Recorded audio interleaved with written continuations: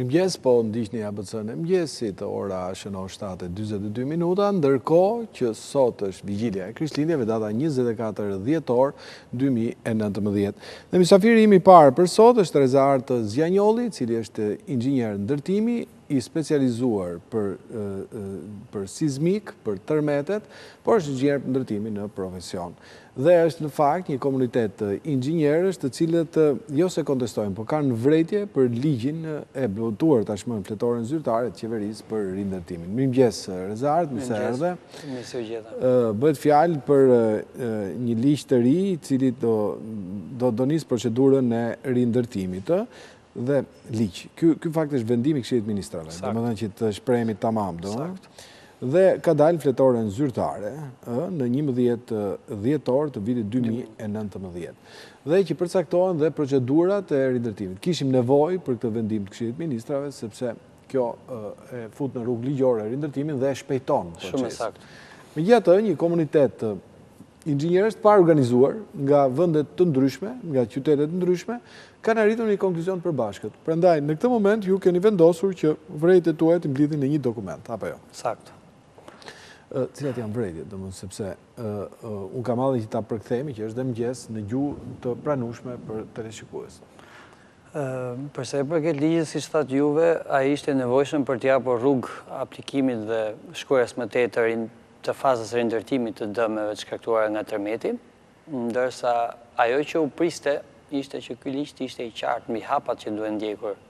Në fakt, hapat që ka përcaktuar janë të sakta, por nuk janë të plota. Domethënë ju doni që të plotësohen. Po. Dhe ju keni dy nene që doni që të plotësohen. Të shtohen, patjetër. Pra, nëse ai përmbledh 4 pika, fazën e parë është akt konstatimi I dëmeve që ka pësuar struktura, dhe këtu e përcakton që është nga autoritetet të përcaktuara nga qeveria për këtë detyrë, dhe faza nr. 2, hartimi I projektit teknik konstruktiv për riparimin ose riaftësimin e strukturave. Atëherë, dokumentacioni vetëm që duhet dorëzohet nga aplikuesit është akti I konstatimit për objektet e dëmtuara I hartuar nga strukturat përkatëse të ngarkuara në legjislacionin fuqi. Këto jemi në rregull. Saktë. Projekti teknik, konstruktiv, I hartuar nga Instituti I Ndërtimit, bashkia përkatëse apo projekti I licencuar. Edhe këtu jemi është saktë. Por ju thoni, bashkë me kolegët tuaj, që për shkuar drejt hartimit profesional dhe të përgjithshëm, projektit teknik dhe konstruktiv, SPAR-i duhet pranuar ligjërisht që për çdo veprim apo forcë mallore të gjitha ndërtimet të çfarëdo natyre psojnë pa evitueshmërisht dëme strukturore. Shumë saktë. Për këtë duhet patjetër të ligjërohet duke u plotësuar procedura apo referenca tekniko-ligjore, kështu që do të mund të krijohet një kuadër I plot nga fillimi deri në fund. Si vijon, thoni ju? Konstatimi I dëmeve, vlerësimi profesional nëpërmjet procedurës tekniko-ligjore të mirë përcaktuar, pra hapat që duhet të ndiqen, kriteret përcaktuara qartë mbi eksperiencën dhe ekspertizën që duhet të ketë eksperti që do të ndjek procedurën e vlerësimit dëmeve, pra nuk mund ta bëjë çdo kush këtë, do të jetë një ekspert I specializuar për këtë, dhe hartimi I projektit tekniko-konstruktiv. Vlen theksohet këtu që shkenca e vlerësimit dhe llogaritjes dëmeve strukturore është komplekse dhe përfshin shumë disiplina në të, dhe jo çdo ekspert I është I licencuar dhe mund ta bëjë këtë gjë. Patjetër. Pra, në një farë mënyre ju doni që këtë proces ta disiplinoni, ta edukoni dhe ta fusni në hullit shkencore teknike. Saktë. Por ka një problem këtu, që ju në një farë mënyrë, nëse kjo merret parasysh, I bie që qeveria të ketë më pak kompetenca në këtë gjë, dhe ta kenë profesionistët në dorë. Jo, keni të drejtë në një farë këndvështrimi, ndoshta ligjor, por teknikisht mendoj që e ndihmon në fakt qeverinë të ketë, le të quajmë, frerët ligjor të aspektit të teknik të çështjes. Sepse realisht kushti teknik I projektimit I vitit 89, edhe pse para asë kohe ka qenë I plot në atë kapacitetet dhe mundësitë që kishim, përsa I përket riaftësimit strukturave, riparësimi nuk është I plot, nuk e ngacmon tërësisht këtë aspekt. Nga ana tjetër, paketet e eurokodeve, që janë pjesë ligjore, madje është përkthyer edhe në shqip, Eurokodi 8, pjesa e 3. Eurokodet, ne I kemi taksative, apo I kemi referuese? Sot I kemi, pra ne kemi drejtare që jemi të detyruar të respektojmë këtë 89-ën, kushtin teknik projektimit vitit 89, Por mund të projektim dhe me Eurokodin 8 me kush që të respektohet edhe KTP 89-ta. Të jep një dritare, por të detyron gjithësi të shkosh në hullit e ligjit shqiptar të projektimit. E keqja është e mirë, më falni, që Eurokodi 8 është që është vërtet shumë i plot përsa i përket pjesës së riaftësimit strukturave. Ka një pjesë të dedikuar. Nga ana tjetër, standardi shqiptar sot e ka të përkthyer dhe të adoptuar mirë këtë pjesën e tretë e Eurokodit 8, me parashtesën së standardit shqiptar. E keqja është që nuk është pjesë e ligjit. Çfarë ka kjo të mirë? Është sepse duke qenë pjesë e ligjit, hapat për vlerësimin bëhen të thjeshta dhe të matëshme. Do të thotë që një teknik nga X qytet dhe një teknik nga X qytet tjetër janë të dy të detyruar të ndjekin të njëjtën procedurë vlerësimit të dëmeve. Pra si fillim shteti duhet ta pranojnë ne që bën një tërmet, strukturat gjitha do pësën një dëm. Dhe kjo duhet të jetë pjesë e pa e vetushme e pasojave. Ju thoni që kontrolli duhet bërë në gjithë strukturat, jo vetëm në ato që janë dëme të dallueshme. Absolutisht.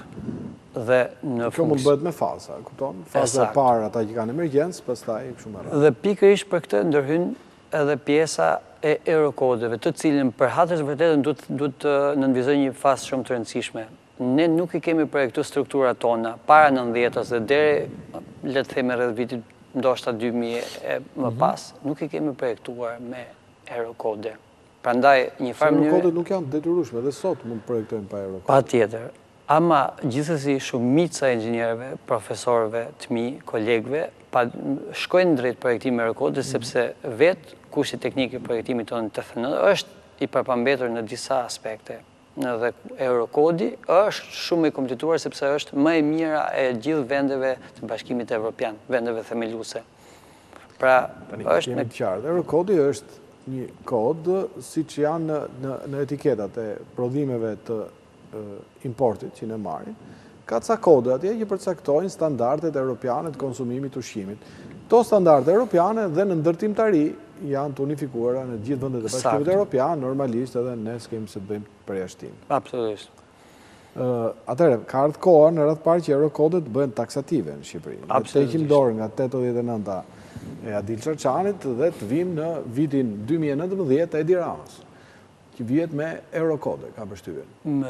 Me thënë të drejtën, një farë mënyre paka shumë pavarësisht legjislacionit fuqi, gjithsesi kushtet teknike, po flas për të për ato mundësi modeste, ka qenë mirë për aso kohë. Sot, përsa i përket Eurokodeve, duhet ishte bërë me kohë në disa legjislacione përpara, por nuk është kur vonë edhe legjislacioni me kryeministrin që ju përmendet të bëhet sa më shpejt në fuqi. Për mirë, do të thonë, kjo ishte gjithë ide.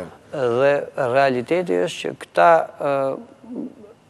pjesë që merren me adoptimin dhe përkthimin dhe ligjërimin e standardeve të huaja që ne po shkojmë drejt Evropës, një farë mënyre e kanë frenuar këtë proces. Pra, ju thoni që duhen disa procedura më të thjeshtuara. Absolutisht. Mes të cilave ju propozoni një udhëzim për përdoruesit, projektuesit dhe zbatuesit, pra që ky të jetë një udhëzim i unifikuar si për atë në Durrës, si për atë në Kurbin, si për atë në Sarandë. Sepse është vetë një mënyrë që të vetë me 1 metër matja e këtyre dëmeve, e nivelit të këtyre dëmeve. E qartë. Pastaj thoni shkallët e dëmtimit, referuar dëmtimeve strukturore sipas akt konstatimit, pra dhe këtu kërkoni një formular të vlerësimit përmes udhëtimit parsor. Që e kërkoni të shtohet. Thoni pastaj DS1 dhe DS2, që janë? Është një akronim, një shkurtim fjalës damage state, pra niveli i dëmtimit. E kupto. Se që Eurokodi 8 e ndanë që DS1 është niveli i lehtë i dëmtimit, po ashtu dhe 2 dhe 3 prap janë pak më të forta si dëmtime, por struktura ka akoma aftësi rezistencë përkundrejt veprimeve të jashtme. Pastaj 4 dhe 5 janë një nivel që kërkojnë studim më të thellum përpara se ti të vendosësh, dikush vendosi do shembet apo. Pra, shkallat e dëmtimit përcaktohen nga DS-t ose damage state. Po.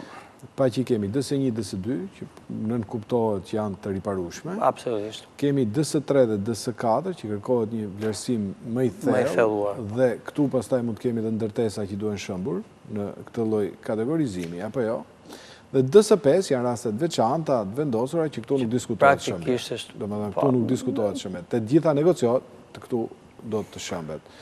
Dhe do thoni që për rastet të ndërtesa në dëmtimet klasifikuara DS4 dhe DS5, kujdesi veçantë duhet treguar në metodologjinë e ndërhyrjes. Absolutisht. Që janë hapa dhe proceset përkatëse gjatë zbatimit, me qëllim moscënimin e integritetit strukturor dhe respektimin e rregullave teknike të sigurisë së zbatimit. Tani, ju keni bërë vërejtjet e tuaja dhe gjithë shqetësimet e tuaja. Këto vërejtje janë paraqitur në mënyrë zyrtare, Ministrisë Rindertimit? Në fakt, po, unë besoj se e kam dërguar ke veshi duhur, por për hatës vërtet duhet në nënvizoj që nëse paralelisht me bisedën tonë po veprohet që të përmirësohet, këtë nuk e di, ndoshta është duke u vepruar. Domethënë, ju nuk se kërkoni lavdi, ju thjesht thoni që bëheni këtë gjë se është për të mirë në punë. Absolutisht për lavdi, kjo është urgjente në mënyrë që të mos ketë abuzim me dashje ose pa dashje të mënyrës së sasiimit të dëmeve. Pra, ajo e ka të përcaktuar me metrin se si ti e vlerëson dëmin dhe përpasoj llojin e projektit të riaftësimit. Kjo është REZEART, ideja është që në përfundim të kësaj ti nuk është se kërkon të bësh drejtori në një gjëje, absolutisht, vazhdon punën tënde. Absolutisht. Dhe ja referon qeverisë thjesht që duhet ta keni parasysh se si të punoj, domethënë. Absolutisht, për të mirën e të tërëve ne që do kemi të bëjmë me këtë proces. Ndonjë reagim nga deri tani s'keni pas? Mendoj që sot ndoshta mund të pritet një reagim nga veshi i duhur dhe shpresoj që të ketë. Zakonisht veshi i duhur zgjohet me ABC-n e mengjesit. Mbas informatave që u kam dhe her pas here mbas SMS-ve që dërgon jo tek unë, por në vende të tjera.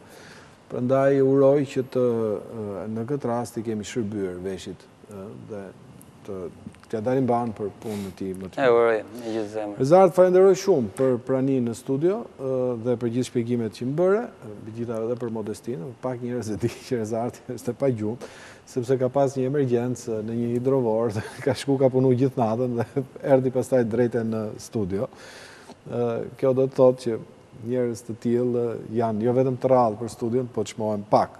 Faleminderit. Shumë faleminderit për punën që ke bërë gjatë natës. Për ftesën dhe për fjalët.